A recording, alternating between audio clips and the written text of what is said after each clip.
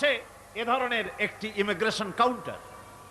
কবরের ভিতরে মানুষ যখনই রাখা হবে সঙ্গে সঙ্গে দুজন ফেরেশতা আসবে। কবরের কাছে যারা এসেছিল দাফন হয়ে যাওয়ার পর এই লোকগুলি 40 কদম যেতে যতক্ষণ লাগে এর মধ্যেই দুজন ফেরেশতা এসে যাবে, এসে জিজ্ঞেস করবে মান রব্বুকা, তুমি কোন দল করতে? ওটা তাদের জানার দরকার নেই। চাকরি কিসে করতেন ওটা জানার দরকার নেই। ব্যবসা করতেন না চাকরি করতেন প্রয়োজন নেই।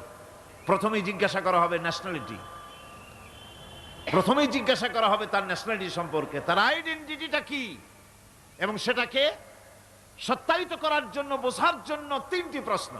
প্রথম প্রশ্ন মান রব্বুকা ওয়ামা দীনুকা ওয়ামান নবিয়ুকা, তোমার রব কে, তোমার দিন কি, তোমার নবী কে।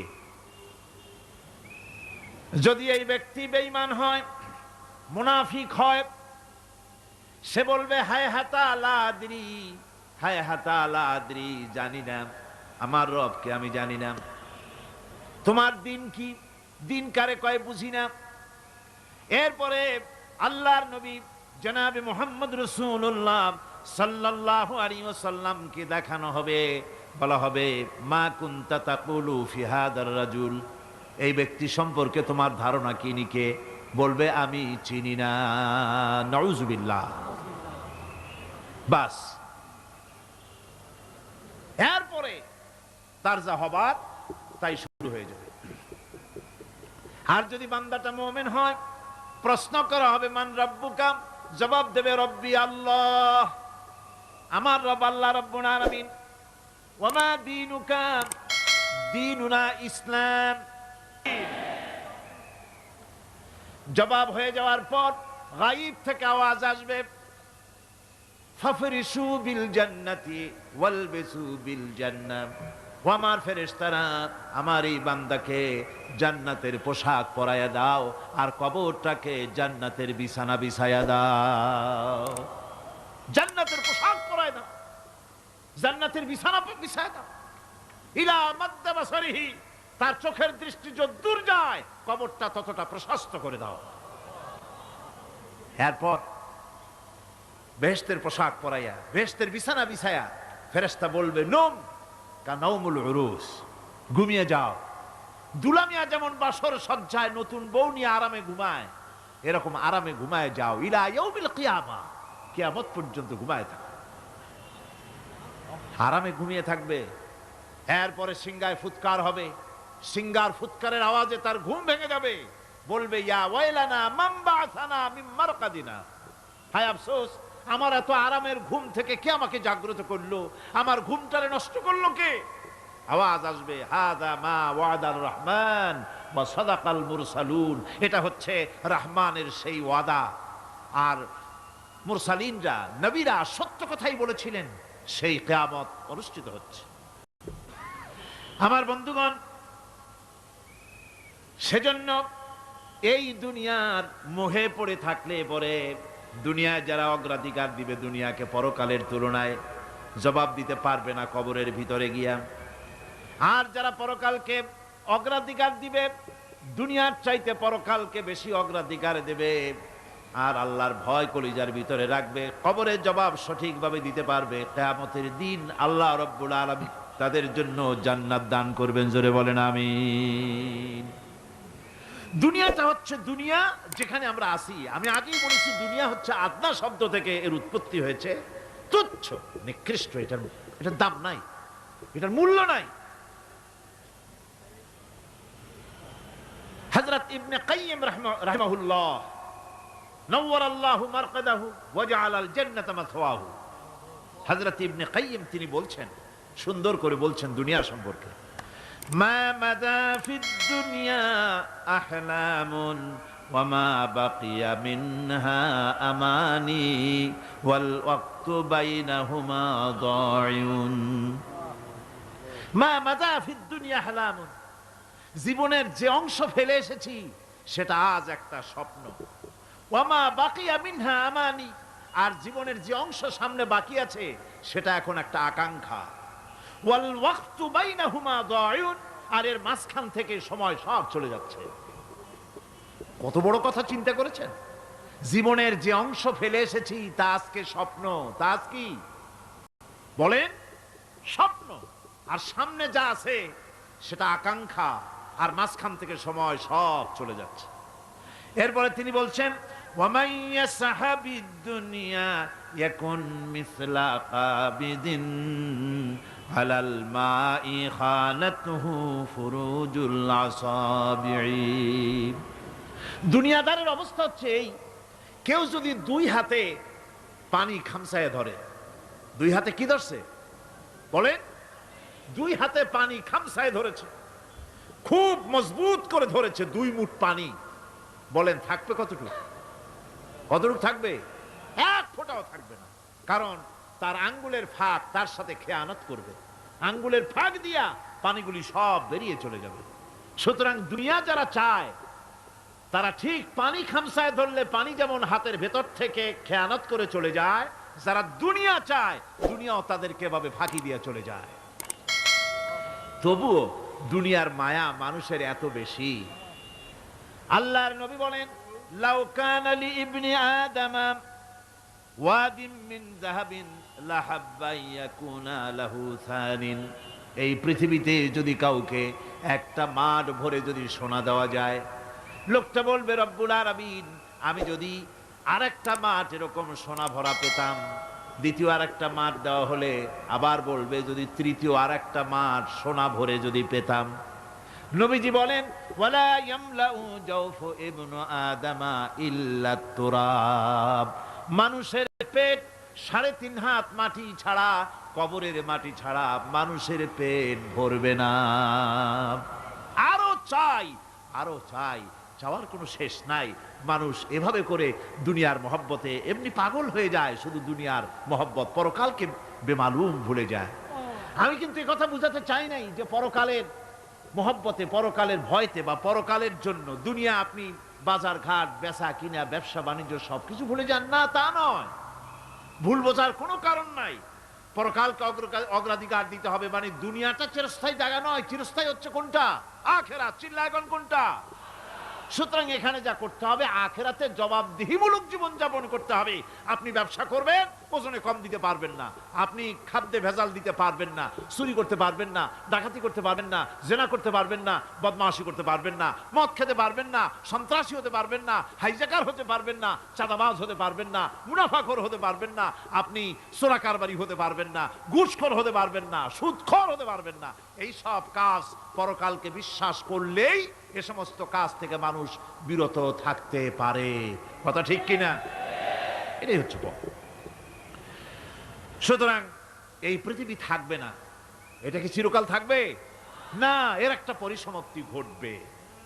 যেমন করে সারা বছর লেখাপড়া করার পর কলেজে, বিশ্ববিদ্যালয়, মাদ্রাসায়, হাই স্কুলে, সব জায়গায় সারা বছর লেখাপড়া করার পর যেমন পরীক্ষা দেওয়ার একটা দিন আসে, সারা বছর ব্যবসা করার পর হিসাব নিকাশ করার যেমন একটা সময় আসে, সারা মাস চাকরি করার পর বেতন পাওয়ার যেমন একটা দিন আসে, সারা জীবন চাকরি করার পর পেনশন পাওয়ার যেমন একটা সময় আসে, অনুরূপভাবে এই দুনিয়া যেদিন শেষ হয়ে যাবে, আল্লাহ নির্ধারিত সময় শেষ হয়ে যাওয়ার পর একটা সময় আসবে যখন আল্লাহ রব্বুল আলামিন সব শেষ করে দিবেন, লন্ডভন্ড হয়ে যাবে, কিছুই থাকবে না।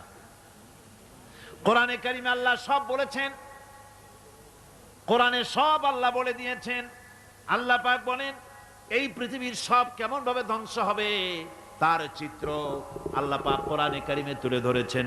ইযাস সামাউ ফাতারাত ওয়া ইযাল কাওয়াকিবু তাসারাত ওয়া ইযাল বিহারু ফুজ্জিরাত ওয়া ইযাল কুবুরু বু'সিরাত। যখন আকাশসমূহ দীর্ণ বিদীর্ণ হয়ে যাবে, তারকাগুলি বিক্ষিপ্ত হয়ে ছিটকে পড়বে, আর সমুদ্রগুলি উচ্ছ্বসিত হয়ে পড়বে, কবরগুলি সব তার ভেতরে যা আছে উদ্গীরণ করে দেবে, তারকাগুলি স্থিমিত হয়ে যাবে। এরপরে সমস্ত আকাশগুলি কাতাইয়িস সিজিল্লিল কুতুব, কিতাবের পৃষ্ঠার মতো একটার পরে একটা ঠাস ঠাস করে পড়তে থাকবে, চূর্ণ বিচূর্ণ হয়ে ভেঙে চুরে একাকার হয়ে যাবে। পাহাড়গুলিকে উড়িয়ে দেওয়া হবে, চন্দ্র এবং সূর্য একাকার হয়ে যাবে। আল্লাহ রাব্বুল আলামিন বলেন, ফাইদা বারিকাল বাসার ওয়া খাসাফাল কমার ওয়া জুমিআশ শামসু ওয়াল কমর। চক্ষু যখন বিস্ফারিত হয়ে যাবে, চাঁদ যখন তার আলো হারিয়ে ফেলবে, সূর্য যখন তার আলো হারিয়ে ফেলবে, চাঁদ আর সূর্য সব একাকার হয়ে যাবে, সেই সময়ের অবস্থাটা কি চিন্তা করো। মানুষ হয়রান হয়ে দৌড়াদৌড়ি করবে। ওয়াহুমিলাতিল আরদু ওয়াল জিবালু ফাদুক্কাতা দাক্কাতান ওয়াহিদা। জমিন এবং পাহাড়গুলির মধ্যে আল্লাহ রাব্বুল আলামিন সংঘর্ষ বাঁধিয়ে দিবেন। পাহাড়গুলি ভেঙে চুরে টুকরা টুকরা হয়ে যাবে। পাহাড়গুলি উঁচু করে জমিনের উপরে আছাড় মেরে আল্লাহ রাব্বুল আলামিন ভেঙে চুরে চুরমার করে দিবেন। সুবহানাল্লাহ। ওয়া তাকুনুল জিবালু কাইনিল মানফুস। পাহাড়গুলো পেঁজা ধোনা তুলার মতো করে উড়িয়ে দেওয়া হবে, পাহাড় উড়ে যাবে। সুবহানাল্লাহ পড়ো। পাহাড় পাথরের তৈরি করা পাহাড়, এই পাহাড়গুলি তুলার মতো হয়ে উড়বে কিভাবে? আমি এই দৃশ্য নিজের চোখে কিছুটা হলেও দেখছি। আজ থেকে 10 দিন আগে আমি ইতালি সফর করে এসেছি। ইতালির রাজধানী রোম। রোম প্রাচীন সভ্যতার লালন ভূমি। কোরআনে কারিমে সূরায়ে রোম রয়েছে। এই রোম সেই রোম। এখানের বাদশার কাছে রাসূল করিম সাল্লাল্লাহু আলাইহি সাল্লাম হেরাক্লিয়াসের কাছে চিঠি পাঠিয়েছিলেন। সেই রোম 12 থেকে 15,000-এর মতো বাংলাদেশি মুসলমান সেখানে আছে। জুমার দিন, যেদিন আমি গেলাম তার পরের দিনই জুমা ছিল। জুমার নামাজ পড়লাম ভ্যাটিকানের কাছেই বিশাল মসজিদ, ইউরোপের ভিতরে সবচাইতে বড় মসজিদ এটা। রোম ইসলামের দুশমনদের রাজধানী। সেইখানে যখন আজান হচ্ছে আশহাদু আন্না মুহাম্মাদার রাসূলুল্লাহ, আমার অনুভূতির কথা আপনাদেরকে বোঝাতে পারবো না, কি অনুভূতির সৃষ্টি হয়েছে আমার ভেতরে। ভ্যাটিকানের পোপ এক পাশে, কিছু দূরেই ভ্যাটিকান। ওটা হচ্ছে গোটা পৃথিবীর সমস্ত খ্রিস্টানদের কাবা, ভ্যাটিকান। তার পাশেই বিশাল মসজিদ, সেখানে নামাজ পড়লাম। চিন্তার ভেতরে আসলো আল্লাহ রাব্বুল আলামিন তার হাবিবের নাম, তার তাওহীদ, তার রিসালাতকে কিভাবে বিশ্বময় ছড়িয়ে দিলেন। আবু জাহেল চাইছিল মুহাম্মদ সাল্লাল্লাহু আলাইহি ওয়াসাল্লামকে স্তব্ধ করে দেবে মক্কার জীবনেই। কত বদনাম, সাহের, কাহেন, কাজ্জাব, শায়ের, নাউযুবিল্লাহি মিন যালিক, কত গালাগালি করলো। আর আল্লাহ শোনালেন, হাবিব চিন্তার কোনো কারণ নাই, ওয়া রাফা'না লাকা যিকরাক, আমি আপনার প্রশংসা বিশ্বময় ছড়িয়ে দেব। সুবহানাল্লাহি ওয়া বিহামদিহি। রোম প্রোগ্রাম শেষ করে আমাকে তারা নিয়ে গেল, যেটা আমি বলছি সফর কাহিনী শোনাবার সময় এটা না, যেহেতু এর সঙ্গে প্রাসঙ্গিক সেজন্য বলছি। পাহাড় কেমনে তুলার মতো হয়ে উড়বে তার নজির দেখেছি। রোম শহর থেকে 300 মাইল দূরে, 300 কিলোমিটার দূরে নেপোলি, নেপোলিয়ান বোনাপার্ট তার বাড়ি, এবং ওটা তার নামে একটা প্রভিন্স। ভূমধ্য সাগরের পারে ভিসুবিয়াস, পৃথিবীর সবচাইতে বড় আগ্নেয়গিরি। সেটা দেখাতে নিয়ে যাওয়া হলো আমাকে, যে পাহাড়টা পৃথিবীর মাটি থেকে তার চূড়া হচ্ছে 3 মাইল উঁচু। এর 2 মাইল গাড়িতে করে ঘুরে ঘুরে যাওয়া যায়, এরপর আর গাড়িতে যাওয়া যায় না, বাকিটুকুন যেতে হবে হেঁটে হেঁটে। পাহাড়ের উপরে অক্সিজেন কম, বেশ কষ্ট হচ্ছিল উঠতে। জীবনে প্রথম পাহাড়ে চড়েছি, জাবালে নূর, রাসূল করিম সাল্লাল্লাহু আলাইহি সাল্লামের উপরে যেখানে ওহী হয়েছিল সর্বপ্রথম। পাহাড় চড়ার একটা অভিজ্ঞতা ওখান থেকে আমার কিছুটা হয়েছিল। খুব কষ্ট হলো বাকি 1 মাইল উঠতে। যখন ভিসুবিয়াসের একদম শীর্ষে চলে গেছি, সেখানে গিয়ে আমার সাথে 15-20 জন লোক ছিল। আমি নিজেই আল্লাহু আকবার বলে আমার গলা থেকে আওয়াজ বেরিয়ে গেল। আমি দেখতে পেলাম ভিসুভিয়াসের শীর্ষে বিশাল গর্ত। আমার মনে হয় গর্তটা এই মাঠের 1/4 হবে। এই মাঠের 1/4 হবে গর্তটা। সেই গর্তটার গভীরতা হচ্ছে 1.5 কিলোমিটার। এইখান থেকে পাথরগুলি উত্থিত হয়েছে, আগ্নেয়গিরি পাথর আগুনে গলে লাভা হয়ে এগুলি পাহাড় বেয়ে উপচে পড়েছে, চতুর্দিকে 12 মাইল ছড়িয়ে গিয়েছে। আমার মনে পড়লো ওয়াকুদুহান নাসু ওয়াল হিজারা, জাহান্নামের আগুনের ইন্ধন হবে মানুষ আর পাথর। আমি সেখানে সেজদায় পড়ে গিয়া কানলাম আর বললাম, আল্লাহ জাহান্নামের আগুন হারাম করে দিও আমাদের জন্য। পাথর কিভাবে গললো, গলে পাথরগুলি গলে পুড়ে চতুর্দিকে পড়েছে আর ছিটকেছে, চতুর্দিকে ছিটকে পড়েছে। সেই পাথরগুলি ছিটকে ছিটকে যেগুলি পুড়ে পড়েছে সেগুলিকে দূরে সাদা রঙের বলে মনে হয়, কোনোটা সাদা কোনোটা কালো, মনে হয় যেন তুলার মতো হয়ে পড়ে আছে চতুর্দিকে। 1944 সনে তৃতীয়বারের মতো ভিসুভিয়াস যে অগ্নিগিরি, যে অগ্নি উৎপাত করে তাতে আশেপাশের 12 মাইল এলাকা এফেক্টেড হয়ে যায়। পাথরগুলি গলে এভাবে বিধ্বস্ত করে দিয়েছে। এখান থেকে এখানে জোহরের নামাজ, আসরের নামাজ আমরা পড়লাম, আল্লাহর কাছে খুব দোয়া করলাম। এখনো ধোঁয়া উঠতেছে, এখনো পাহাড়ের ফাটল দিয়ে ধোঁয়া উঠছে। একজন হাত দিয়ে আমাকে বলল যে খুব গরম লাগে ধোঁয়াগুলি। ওখানকার লোকেরা বলল যে ভেতরে এখনো আগুন আছে, তবে সুপ্ত, যে কোনো মুহূর্তে আবার তা জাগ্রত হতে পারে। আমরা সেখান থেকে নেমে এলাম। একটু কিছু দূর গিয়েই সেখানে হলো পম্পেই শহর। এই পম্পেই শহরটা হচ্ছে ঈসা আলাইহিস সালামের জন্মের 2000 বছর আগে এই শহর তৈরি হয়। ঈসা আলাইহিস সালামের জন্মের 179 বছর পর ভূমিকম্প হয়। সেই ভূমিকম্পে গোটা পম্পেই শহরটা পৃথিবীর মানুষের চোখের আড়াল হয়ে যায়, ধ্বংস হয়ে যায়, মাটির তলায় গরক হয়ে যায়। আজ থেকে 200 বছর আগে মাটি খনন করতে গিয়ে এই শহর আবিষ্কৃত হয়। পুরা শহরটা খুঁড়ে তারা বের করেছে। 180 হেক্টর জমিনের উপরে এই বিশাল শহর।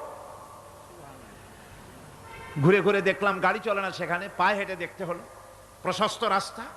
আজ থেকে 4000 বছর আগের মানুষেরা রাস্তা বানাতে জানতো পাথর দিয়ে, এবং রাস্তার দুধারে তাদের ছিল ফুটপাত, পানির ব্যবস্থা, নগরায়নের সব রকমের সুযোগ সুবিধা। তারপরে সেখানে বিচারালয়, এরপরে দোকানপাট, বাজারঘাট, সবকিছুর ব্যবস্থা রয়েছে। বিশাল বিশাল পাথরগুলি দিয়ে পিলার তৈরি করা। ভাবলাম এই পিলারগুলি, এই পাথরগুলি তারা কিভাবে ক্রেন ছাড়া এত উপরে উঠালো কি করে, আমার মাথায় আসলো না। পাথর কেটে কেটে সুন্দর সুন্দর অঙ্কন শিল্প তারা করেছে। এরপরে ঘুরতে ঘুরতে বাদশার রাজার বাড়িতে গিয়ে ঢুকলাম। সেখানে গিয়ে দেখলাম উলঙ্গ এত মূর্তি পাথরের তৈরি করা। পাথর কেটে কেটে দেওয়ালে যৌন মিলনের এমন কোন অশ্লীল ছবি নাই যা তারা সেখানে তৈরি করে নাই। উলঙ্গ মূর্তি আর উলঙ্গ যৌন মিলনের অসংখ্য ছবি দিয়ে এই এলাকা ভরা। তখন আমি বুঝলাম আল্লাহর গজব হওয়ার কারণটা কি, এই শহরটা মাটির নিচে গরক হয়ে যাওয়ার কারণটা কি। আল্লাহ পাক জেনা ব্যভিচার যে দেশে বেশি হয় আল্লাহ পাক বরদাস্ত করেন না। দুশ্চরিত্র যে দেশের মানুষ দুশ্চরিত্র হয়ে যায়, জেনা ব্যভিচার বেশি হতে থাকে, আল্লাহ গরক করে দেন, গজব দেন। এই গজব এক এক সময় এক এক রকমের হয়ে আসে। কখনো মাটির নিচে দাবায় দেন, কখনো মহামারী, কোন দেশে কলেরা, কোন দেশে জলোচ্ছ্বাস, কোথাও ভূমিকম্প, আর সর্বশেষ এই জেনা ব্যভিচারের জন্য আল্লাহ পাকের চূড়ান্ত, এই যৌনতার অশ্লীলতার জন্য চূড়ান্ত গজব বর্তমান বিশ্বের জন্য এইডস। আল্লাহ পাক এই গজব দিয়েছেন।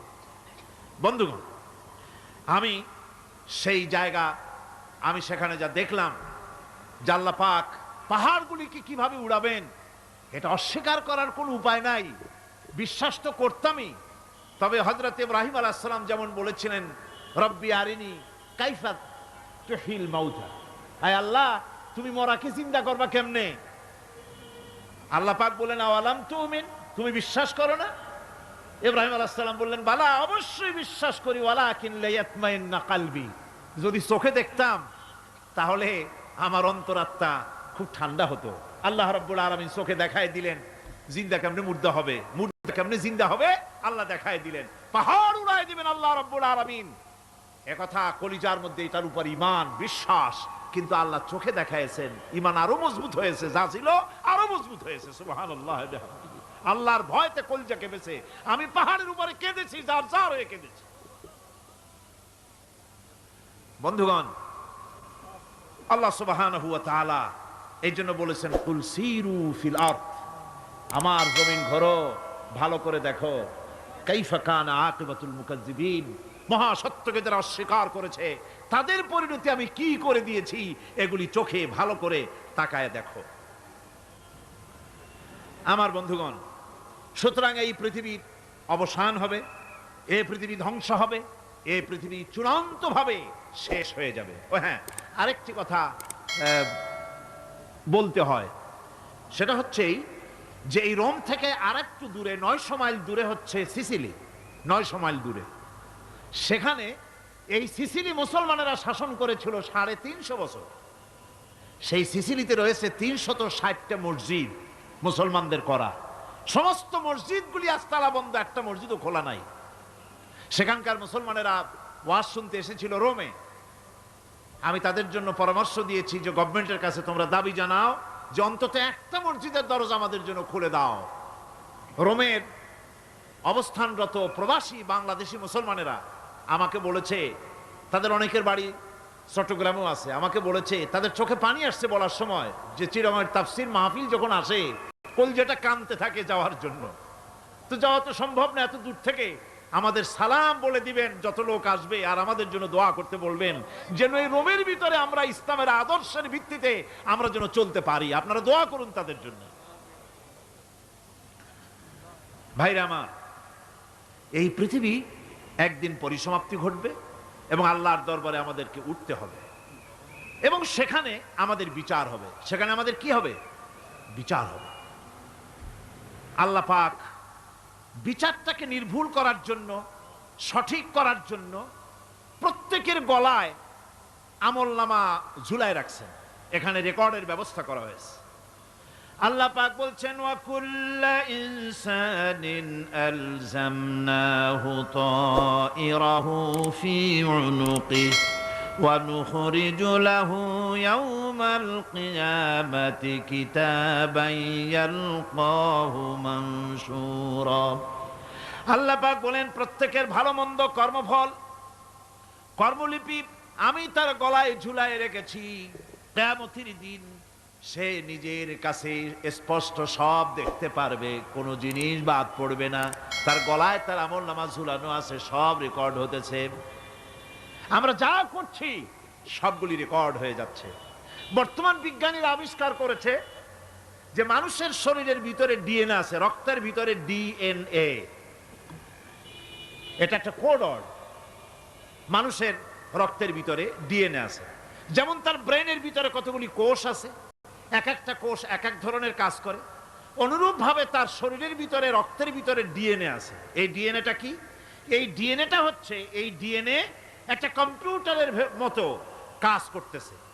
লোকটা কি করবে, কোথায় যাবে, সে ভালো হবে মন্দ হবে কি হবে, সব তার ডিএনএর মধ্যে রেকর্ডকৃত আছে।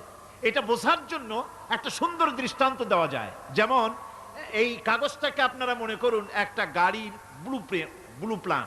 একটা ব্লুপ্রিন্ট, একটা গাড়ির ব্লুপ্রিন্ট। এখানে লেখা আছে গাড়ি কিভাবে তৈরি হবে। এই কাগজটা নিয়ে ঘরের মধ্যে রেখে দিলেন। এখন এই কাগজটা থেকেই অটোমেটিক গাড়ির উইন্ডো তৈরি হলো, শিল তৈরি হলো, গাড়ির বডি তৈরি হলো, চেসিস তৈরি হলো, টায়ার তৈরি হলো, ইঞ্জিন তৈরি হলো, ব্যাটারি তৈরি হলো, পেট্রোল নিল, আর কোনো রকমের ড্রাইভার ছাড়াই গাড়ি চলতে আরম্ভ করলো।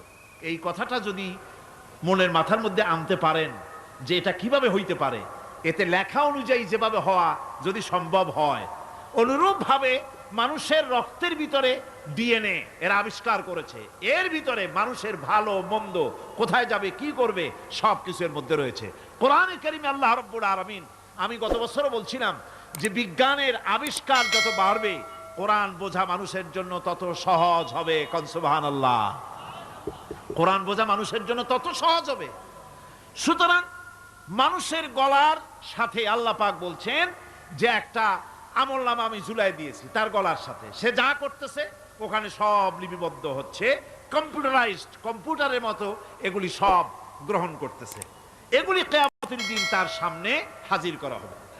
কিয়ামতে যখন আমলনামা তার সামনে দিয়ে বলা হবে, ইকরা কিতাবাকা কাফা বিনাফসিকাল ইয়াওমা আলাইকা হাসিবা, তাকে বলা হবে নিজের কর্মলিপি নিজেই পড়ো, আজ তুমি তোমার নিজের হিসাব নিতে যথেষ্ট। বন্ধুগণ, এই মাহফিলে যত লোক আমরা বসে আছি, আমরা আমাদের হিসাব নিতে যথেষ্ট না আরেকজন লাগবে? কোন আমরা যথেষ্ট কি না? কথা বোঝেন নাই। আমি বলতে চেয়েছি এটা, আমরা যদি এখন চোখ বুঝে চিন্তা করি যে পিছনের জীবনে কি করেছি, মনে পড়বে নাকি পড়বে না? বলেন সবাই, পড়বে কি পড়বে না?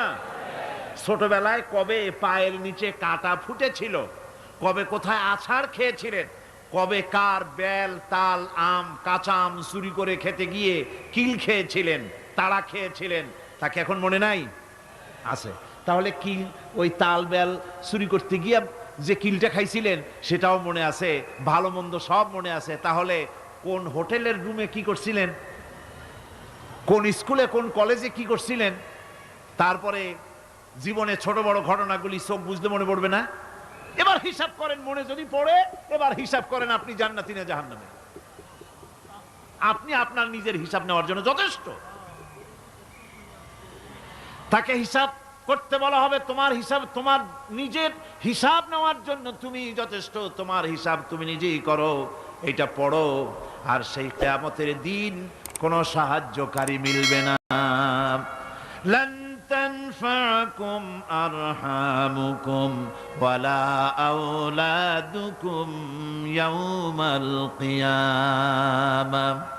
লান তানফাকুম, কিয়ামতের দিন কোনো ফায়দা হবে না, অবশ্যই কোনো ফায়দা হবে না, কোনো উপকারে আসবে না।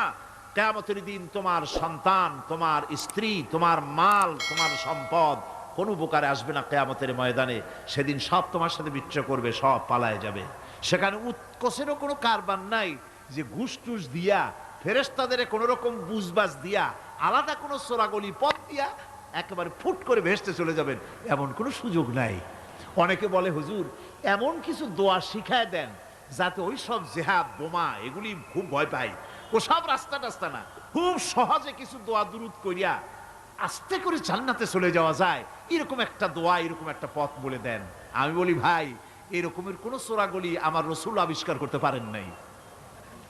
আল্লাহর পয়গম্বরের ওই ধরনের কোন পথ আবিষ্কার করতে পারেন নাই। সেখানে কিয়ামতের দিন কাউকে উৎকোষ গ্রহণ করার কেউ নাই, উৎকোষ দেওয়া যাবে না। আর উৎকোষ দিবি না কি? আপনার কাছে কিছু নাইও, থাকলেও নেওয়ার কেউ নাই। এই দুনিয়ায় ফাঁকিবাজি করে বহুত কিছু করা যায়, কিন্তু কিয়ামতের মাঠে এগুলি কিছুই চলবে না। আল-ইয়াওমা লা ইয়ানফাউ মালুন ওয়ালা বানুন, কিয়ামতের দিন ধন, সন্তান, সন্ততি আর সম্পদ কোনো কাজে লাগবে না। সেদিন শুধু আমল, আমল যদি ভালো হয় কাজে লাগবে, আমল খারাপ হবে সব শেষ হয়ে যাবে। আল্লাহ রাব্বুল আলামিন নবীজিকে ডেকে বলেছেন, নবী আপনি বলেন, কুল মা কুনতু বিদআম মিনার রাসূল, আপনি বলুন আমি কোন নতুন রাসূল নই, আমার আগে অনেক নবী রাসূল পৃথিবীতে এসেছেন, তারা বিদায় হয়ে গেছেন। আমি জানি না কিয়ামতের দিন আল্লাহ রাব্বুল আলামিন আমার সাথে কি ব্যবহার করবেন, আর আমি এও জানি না যে কিয়ামতের দিন আল্লাহ পাক তোমাদের সাথে কি ব্যবহার করবেন। এই আয়াত নাজিল হওয়ার পর আল্লাহর হাবিব তার মেয়েকে ডাকলেন, জামাইকে ডাকলেন, নাতিদেরকে ডাকলেন, আহলে বাইতদেরকে ডাকলেন, আর বললেন, ও আমার মেয়ে, কলিজার টুকরা ফাতেমা গো শোনো, কেবলমাত্র আয়াত নাজিল হয়ে গেল, আল্লাহ পাক আমাকে শোনায়ছেন কিয়ামতের দিন আমি জানি না আমার সঙ্গে কি ব্যবহার করা হবে, আর এও জানি না যে তোমাদের সাথে কি ব্যবহার করা হবে। ও আমার কলিজার টুকরা মেয়ে ফাতেমা, কিয়ামতের দিন মুহাম্মদ সাল্লাল্লাহু আলাইহি সাল্লামের মেয়ে, এই হিসাবে তোমার নাজাতের ফয়সালা হবে না। ও আমার কলিজার টুকরা নাতি হাসান আর হোসেন, কিয়ামতের দিন মুহাম্মদ সাল্লাল্লাহু আলাইহি সাল্লামের নাতি হিসাবে ফয়সালা হবে না। ও আমার জামাই হযরতে আলী, কিয়ামতের দিন আমার জামাই হিসাবে নাজাতের ফয়সালা হবে না। আমল যদি ভালো হয় ফয়সালা ভালো হবে, জান্নাতে চলে যাবে। আমল যদি খারাপ হয় কার নাতি কার জামাই দেখা হবে না। সুবহানাল্লাহ। কঠিন কিয়ামতের মাঠ। এই পরকালের বিশ্বাস যদি কলিজার মধ্যে ঢোকে, মানুষ ভালো হয়ে যাবে। কোন সুবহানাল্লাহ। আপনাদের দৃষ্টিতে পারবে। কথার জবাব যে দিলেন না। পুলিশে কি মানুষের চরিত্র ভালো বানাইতে পারবে? পুলিশের চরিত্র ভালো বানাবে কেডা? সেটাই তো কথা। মানুষের চরিত্র যাতে ভালো থাকে, মানুষের জন্য খারাপ কাম না করে, সেজন্য পুলিশ। পুলিশ যাতে খারাপ কাম না করে, সেজন্য আরো একটা ডিপার্টমেন্ট আছে না? তারা যাতে খারাপ কাজ না করে, সেজন্য আর একটা আছে। এন্টি করাপশনের আবার এন্টি করাপশন আছে, তার উপর আবার এন্টি করাপশন আছে। এন্টিটার অভাব নাই। সুতরাং পুলিশ দিয়া, বিডিআর দিয়া, আর্মি দিয়া মানুষের, দেশের, জাতির চরিত্র ভালো বানানো যায় না। রাসূলুল্লাহ এ দিয়ে বানান না, এটা ইসলামের নিয়ম নয়। পুলিশ দিয়া, আর্মি দিয়া দেশের মানুষের চরিত্র ভালো বানানো যায় না। চরিত্র ভালো বানানো যায় কেবলমাত্র পরকালের ভয় দিয়া। কিসের ভয় দিয়া?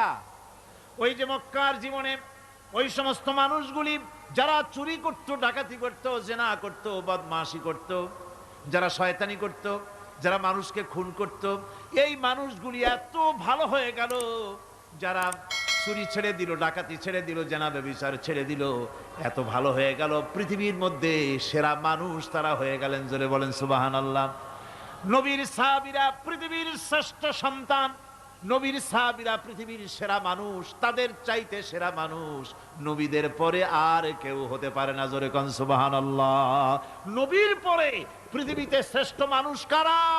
সাহাবায়ে কেরাম রিদওয়ানুল্লাহ তাআলা আলাইহিম আজমাইন।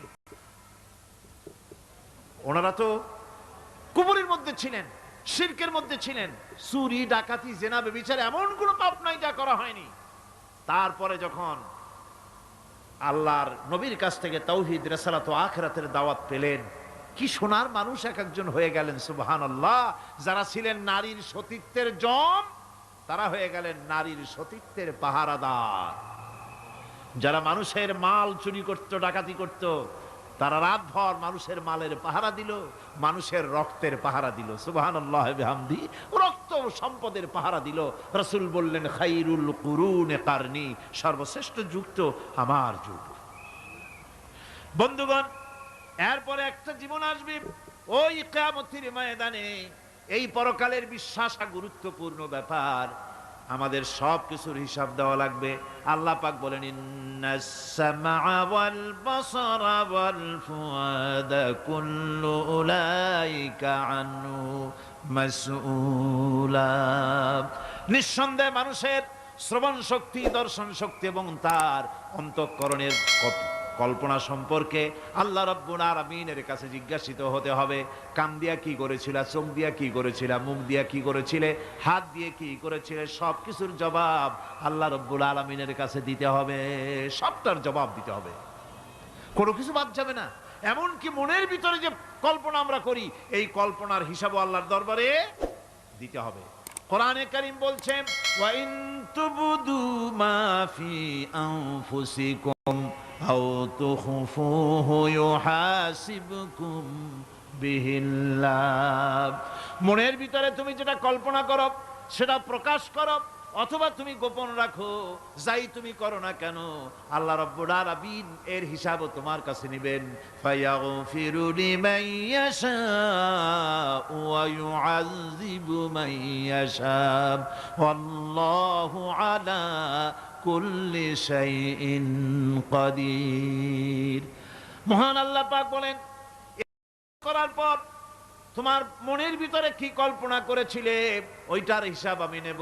হিসাব নেওয়ার পর যারে খুশি ক্ষমা করে দেব, যাকে খুশি শাস্তি প্রদান করব।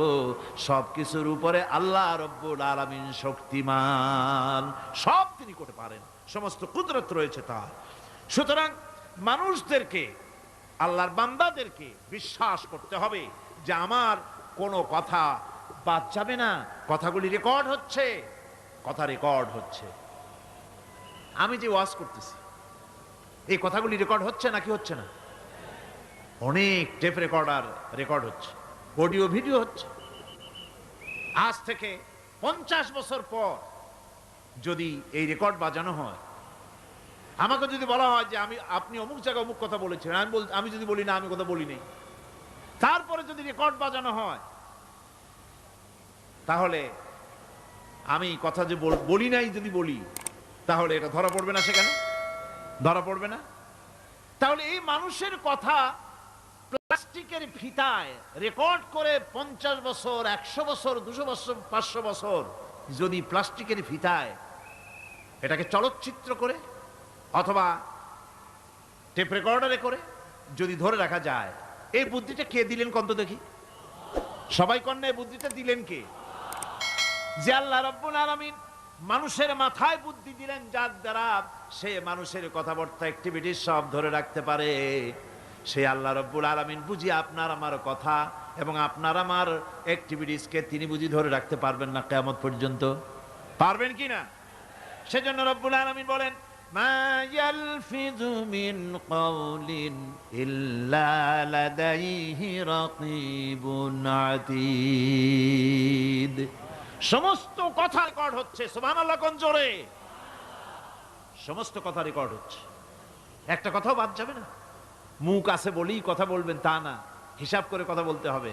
গীবত গাওয়া যাবে না, মিথ্যা কথা বলা যাবে না, মিথ্যা ওয়াদা করা যাবে না। মিথ্যা ওয়াদার তো মৌসুম এসে গেছে। কি কোন বোঝেন কথা?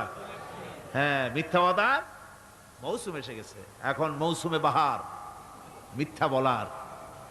কত সুন্দর সুন্দর ওয়াদা, সোনা দিয়া রাস্তা বানায় দেব।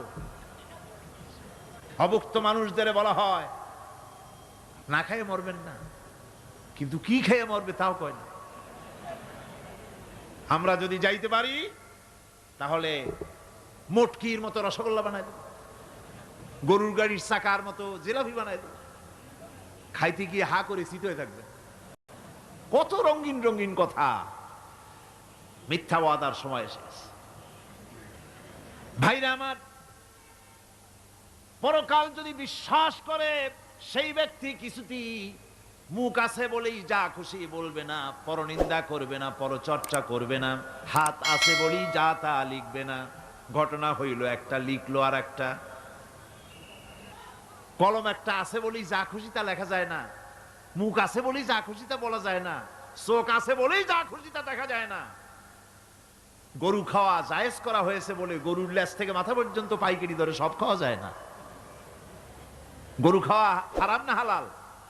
হালাল। পাইকারি দরে লেজ থেকে মাথা পর্যন্ত সব খাওয়া হালাল না। ওর মধ্যে আল্লাহ কিছু হারাম রেখে দিছে, সেগুলোকে বাইসে খাইতে হবে। আল্লাহ দেখতে চান পাইকারি দরে জম্মের খাওয়া খাও, না আমার হারামগুলি বাদ দিয়া খাও, নিষেধ করাগুলি বাদ দিয়া খাও। মুখ আছে বলেই যা খুশি তা বলা যাবে না, কান আছে বলেই যা খুশি তা শোনা যাবে না, চোখ আছে বলেই যা খুশি তা দেখা যাবে না, হাত পা আছে বলেই যা খুশি তা করা যাবে না। সবটার পেছনে আল্লাহ রাব্বুল আলামিনকে ভয় করা লাগবে।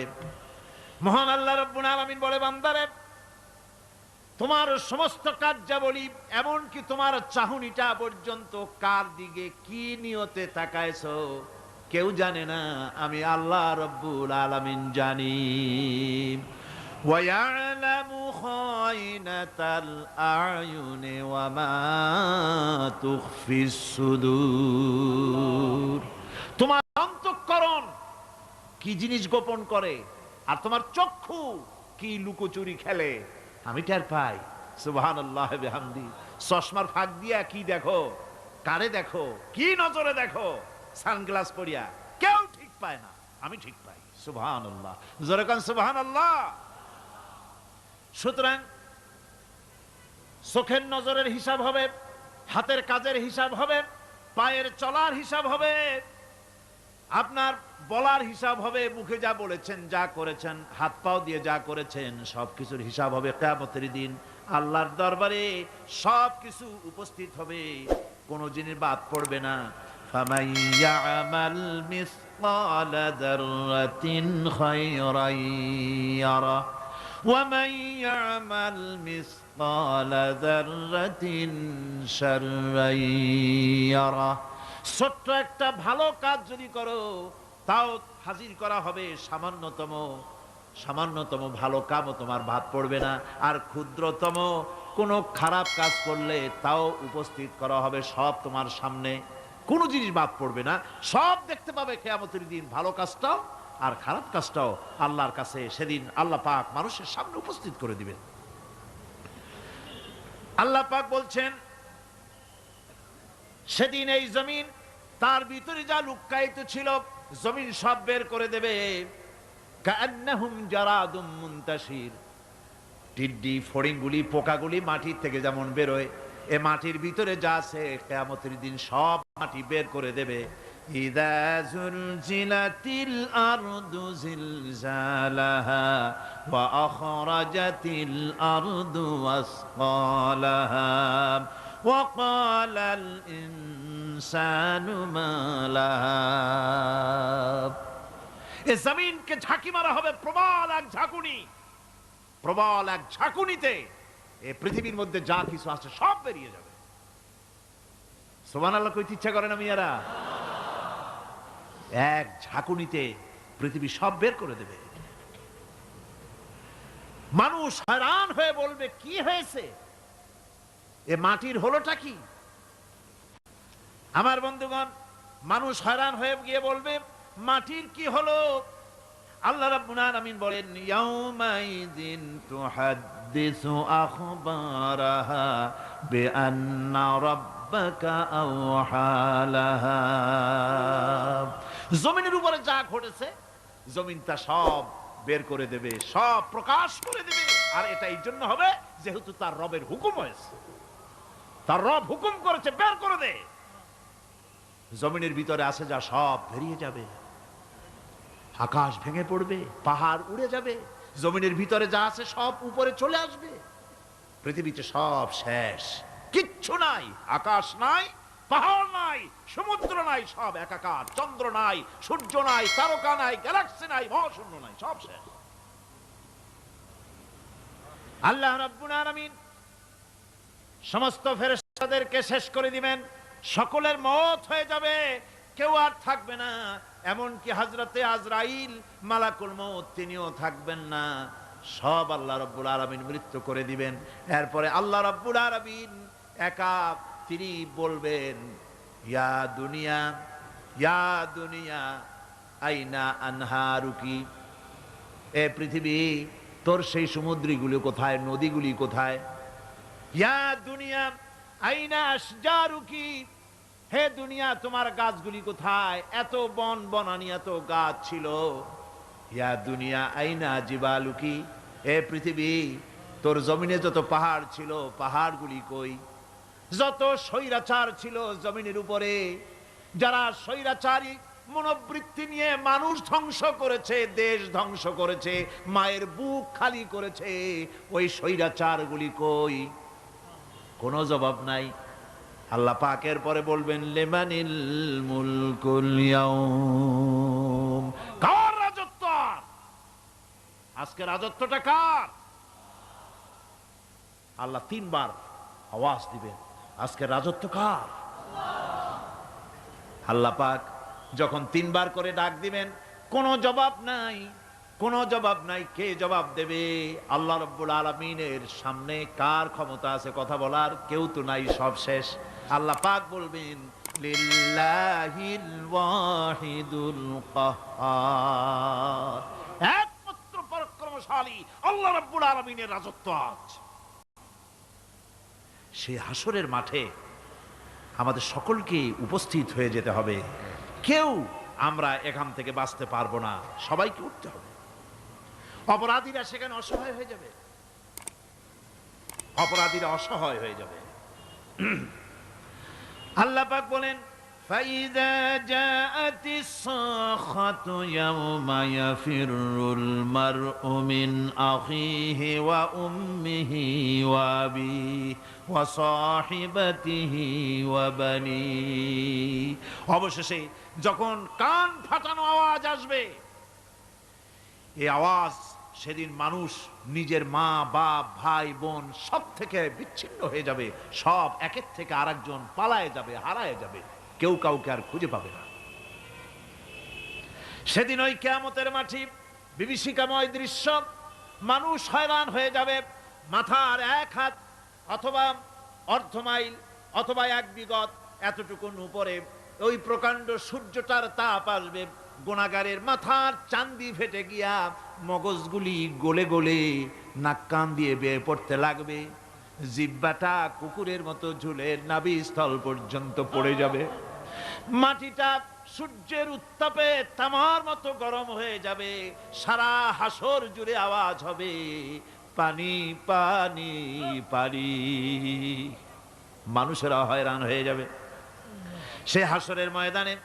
এই চরম কষ্টের ভিতরে আল্লাহ রাব্বুল আলামিন বলেন, সেদিন দুটো ভাগ হয়ে যাবে, একদল মানুষের চেহারা আলোয় ঝলমল হয়ে যাবে, আর একদল মানুষের চেহারাগুলি কালো হয়ে যাবে। উজুহু ইয়াউমাইযিন মুসফিরাতুন দাহিকাতুন মুস্তাবশিরা ওয়া উজুহু ইয়াউমাইযিন আলাইহা গাবারা। আল্লাহ পাক বলেন, এক শ্রেণীর মানুষের চেহারা হাস্যোজ্জ্বল ঝলমলে হয়ে যাবে, আর এক শ্রেণীর মানুষের চেহারাগুলি কালো হয়ে যাবে। তারহাকুহা কাতারা উলাইকা হুমুল কাফারাতুল ফাজারা। হাস্যোজ্জ্বল, স্বচ্ছন্দপূর্ণ, সুন্দর, উজ্জ্বল ঝলমলে চেহারা হবে ঈমান আনার কারণে, পরকালকে বিশ্বাস করার কারণে, আল্লাহ এবং রসুলের কথা অনুযায়ী জীবন যাপনের কারণে চেহারাটা উজ্জ্বল হয়ে যাবে। আর আল্লাহর নাফরমানি, রসুলের নাফরমানি, পরকালকে অস্বীকার করার কারণে কাফেরগুলির চেহারা, মুনাফিকগুলির চেহারা কালো হয়ে যাবে। তাদেরকে আলাদা করে দেওয়া হবে। আমতাজুল ইয়াওমা আইয়ুহাল মুজরিমুন, মুজরিমদেরকে আলাদা করে দেওয়া হবে, দুইটা ভাগ হয়ে যাবে। এই চরম অবস্থা সৃষ্টি হবে কিয়ামতের ময়দানে। সেদিন রাসূল করিম সাল্লাল্লাহু আলাইহি ওয়াসাল্লাম উম্মতের জন্য সুপারিশ করবেন। সেই সুপারিশ যেন আমাদের করতে পারেন, সেজন্য আমাদেরকে তৈরি করতে হবে, সে ধরনের যোগ্য আমাদেরকে বানাতে হবে। বন্ধুগণ, এই পরকালীন জীবন, এর সম্ভাবনা, এটা যে হবে এবং সেই পরকালে আমাদের সকলকে যে উঠতে হবে, কিয়ামতে আল্লাহর কাছে জীবনের সবকিছুর জবাবদিহি করতে হবে, এই ভীতি সৃষ্টি করতে চায় আল্লাহ পাক মানুষের ভেতরে। আল্লাহ পাকের চাইতে মানুষের কল্যাণকামী আর কেউ আছে? চিল্লায় কোন আল্লাহর চাইতে, বিশ্ববাসীর সৃষ্টি জগতের কল্যাণকামী আল্লাহর চাইতে, রাসূলের চাইতে বেশি কেউ কি আছে?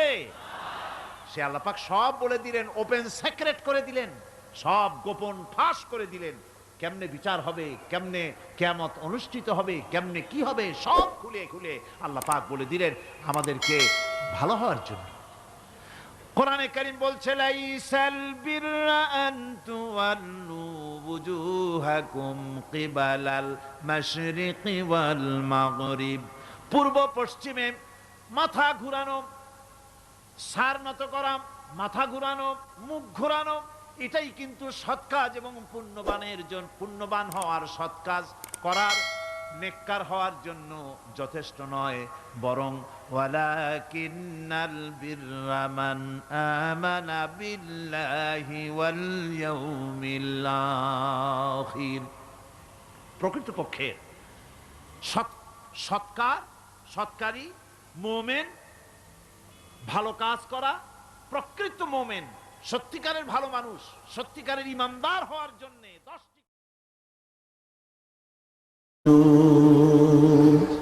তিনি ছাড়া কোনো ইলাহ নাই, তিনি এক এবং একক, তিনি সদা জাগ্রত চিরঞ্জীব, যেমন ছিলেন তেমন আছেন আর ঠিক তেমনই থাকবেন, ঠিক না? সুতরাং নামাজি ছেলে আর কোরআন পড়ুয়া ছাত্রী হলের ছাত্রীদেরকে যেভাবে লাঞ্ছিত করেছো, নামাজি ছেলেদেরকে যতগুলি পিটান দিয়েছো, ডায়েরিতে লিখে রাখো সমস্ত পিটানগুলি ফেরত যাবে।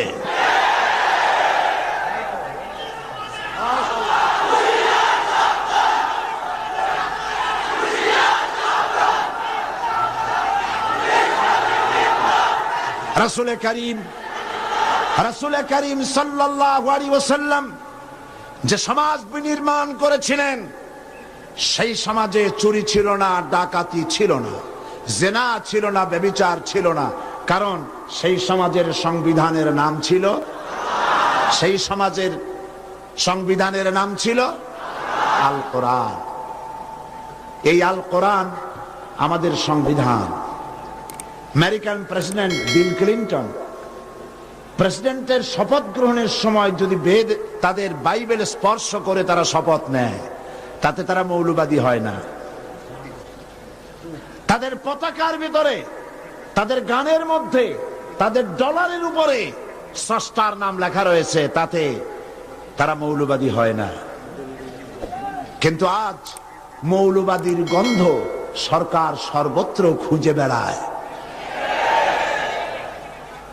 কাজী আরেফ হত্যা হলো, মৌলবাদের গন্ধ খুঁজে পেল। উদিচি, সেখানে বোমা বিস্ফোরণ হলো, মসজিদের ইমাম ধরে নিয়ে গ্রেফতার করলো, মারধর করা হলো।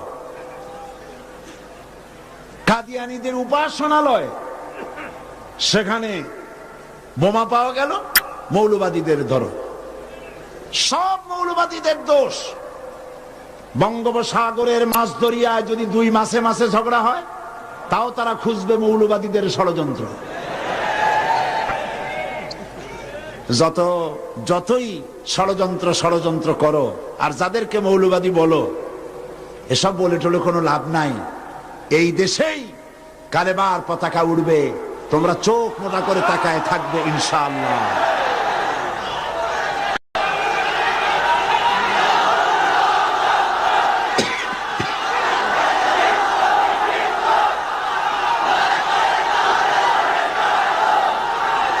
এখন বলতে চাই, বসে, আরে ভাই এ কি আশ্চর্য কথা। স্লোগান দেন তা তো ঠিক আছে, কিন্তু দাঁড়াবেন কেন? জোশের ছোটে যদি সবাই দাঁড়ান, তাহলে আমি কি করব? বসে বসে তারপরে কাজ করেন ইনশাআল্লাহ। জি, তো রাসূল করিম সাল্লাল্লাহু আলাইহি ওয়াসাল্লাম রিসালাতের উপর ঈমান। আমি আবারও বলি, মিলাদ শরীফ পড়ে, মিছিল করে, জশ্ন জুলুস করে রাসূলের রিসালাতের উপর ঈমানের দাবি পুরো করা যাবে না। এই দাবি পূর্ণ হবে রাসূলুল্লাহ যেভাবে রাষ্ট্র তৈরি করেছিলেন, সেইভাবে রাষ্ট্রীয় ক্ষমতা হাতে নেন, তাহলেই সেই হক পুরা হবে। রাসূলুল্লাহ কি করেছিলেন? কোরআনে কারীমে আল্লাহ রাব্বুল আলামিন বলেন, يأمرهم بالمعروف وينهاهم عن المنكر ويحل لهم الطيبات ويحرم عليهم الخبائث। নবীর দায়িত্ব লই মানুষকে ভালো কাজের আদেশ করবেন, অন্যায় কাজ থেকে তিনি ফিরায় রাখবেন, এবং পবিত্র জিনিসগুলিকে হালাল করে দিবেন, আর অপবিত্র জিনিসগুলিকে তোমাদের জন্য হারাম করে দিবেন। নবীর দায়িত্ব ভালো কাজের আদেশ, অন্যায় কাজের নিষেধ। এই কাজটি রাষ্ট্রীয় পর্যায়ে করেছেন রাসূলুল্লাহ। ক্ষমতায় না আসা পর্যন্ত এগুলি করতে পারেন না। একটা সাফ কথা শোনাবো। রাসূলুল্লাহ মক্কা শরীফে নবী হিসাবে কত বছর ছিলেন? 13 বছর। তখন আল্লাহর ঘরের ভিতরে মূর্তি ছিল না ছিল না? কয়টা মূর্তি ছিল? 13 বছরের ভেতরে রাসূলুল্লাহ সাল্লাল্লাহু আলাইহি ওয়াসাল্লাম আল্লাহর ঘরের মধ্যে 13টি মূর্তির একটি মূর্তিকেও 1 ইঞ্চি জায়গা সরাইতে পারছেন? পারেন না। কিন্তু যখন মদিনায় তাইয়্যিবায় যখন এলেন, আজকে রসুল শুধু রসুল নন, একদিকে রসুল আর একদিকে তিনি একটি দেশের প্রেসিডেন্ট। সুবহানাল্লাহ। রসুল, যে রসুল রাতের আধারে হযরত আবু বকর রাদিয়াল্লাহু তাআলা আনহুকে সঙ্গে করে নিয়ে গোপনে ডাইরেক্ট রাস্তা না দিয়ে ঘুরে ভিন্ন রাস্তায় তিনি এসেছিলেন মদিনা মুনাওয়ারায়। আজ সেই নবী একানন 10,000 সৈন্য রসুলের সাথে, 10,000 তরবারি, রূপলি তরবারির চমকে মানুষের চোখ থির হয়ে যাচ্ছে, ভয়ে কলিজা গলার কাছে এসেছে। আজকে রসুল যখন কাবা শরীফ দখল করলেন, কাবা শরীফের ভেতরে প্রবেশ করলেন, মূর্তিগুলো সব খাড়া ছিল, হুজুরের হাতে একটা লাঠি ছিল। এই লাঠি দিয়ে রাসূল করিম সাল্লাল্লাহু আলাইহি সাল্লাম মূর্তির মাথার উপর আঘাত করলেন আর বললেন, কুল জা আল হক ওয়া যাহাকাল বাতিল ইন্নাল বাতিলা কানা যাহুকা। বলো সত্য সমাগত, মিথ্যা হোক অপসৃত। পিটাইয়া সমস্ত মূর্তিগুলিকে রাস্তার বাইরে ফেলে দিলেন, মূর্তি ভেঙে চুরমার করে দিলেন। রাসূল যে মূর্তি ভাঙলেন, আজ সেই মূর্তি আমার দেশে গড়ছে। বিশ্বকবি আল্লামা ইকবাল বলেছেন, বুত शकन उठ गए बाकी जू रहे बुत गर है, बुत शकन उठ गए बाकी जू रहे बुत गर है, था बिराहिम पिदर और पिसर आजर है। মূর্তি বিনাশকারী যারা ছিল পৃথিবীতে, তারা বিদায় হয়ে গেছেন। আজ যারা বেঁচে আছে তারা মূর্তি নির্মাণকারী। সে যুগে আজরের পয়দায় ইব্রাহিমের জন্ম হতো, আর আজ ইব্রাহিমের পয়দায় মূর্তি নির্মাণকারী আজরদের পয়দা হতেছে। মুসলমানের কি হয়েছে আমি বুঝি না। এই লক্ষ লক্ষ মুসলমানদের কোনো দাম নাই। বিড়ালের মতো 500 বছর বেঁচে থাকার দাম নাই। সিংহের মতো 1 ঘন্টা বাঁচো। যত মূর্তি আছে জুতা দিয়া পিটাইয়া ভেঙে ফেলে দাও। مولاي صل وسلم دائما أبدا